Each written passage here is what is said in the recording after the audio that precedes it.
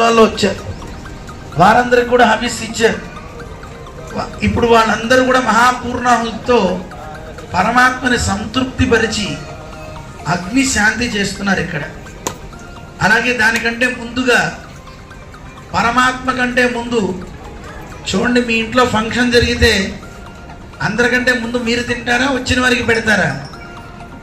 వచ్చిన వాళ్ళకి పెట్టాలి, అంతే తప్ప ఆగండి ముందు నేను తినాలి తర్వాత మీరు తిందురుగాని అనరు కదా.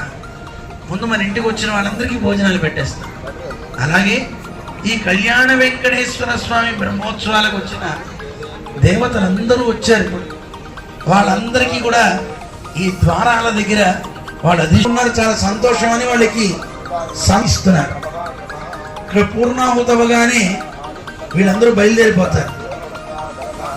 మన ఇంటికి ఫంక్షన్కి వచ్చిన వాళ్ళని ఫంక్షన్ అయిపోగా వెళ్ళండి అనం కదా, భోజనం చేసి వెళ్ళండి అంటాం. వాళ్ళకి రిటర్న్ గిఫ్ట్లు ఏవో ఇస్తూ ఉంటారు. ఇస్తారా ఎవరా?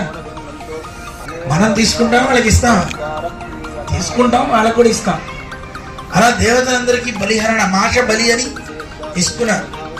ఇచ్చి వాళ్ళకి హారతి ఇచ్చి వాళ్ళకి సంతృప్తి కలిగేలాగా ఒక గుమ్మడికాయని చక్కగా కొబ్బరికాయని అక్కడ కొట్టి శాంతి చేస్తున్నారు అన్నమాట. అంటే నారికేళంలో మంచి నీరు ఉంటుంది, తీయని నీరు. కొబ్బరికాయ మన మనస్సుకి సూచకం. మన మనస్సు కూడా చూడ్డానికి కఠినంగా ఉండాలి. వేదం చెప్తుంది ఆతిష్ఠే నమస్మానం అని.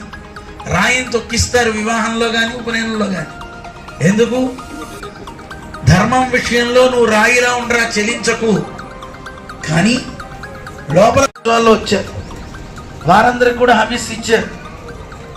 ఇప్పుడు వాళ్ళందరూ కూడా మహాపూర్ణాహుతితో పరమాత్మని సంతృప్తి పరిచి అగ్ని శాంతి చేస్తున్నారు ఇక్కడ.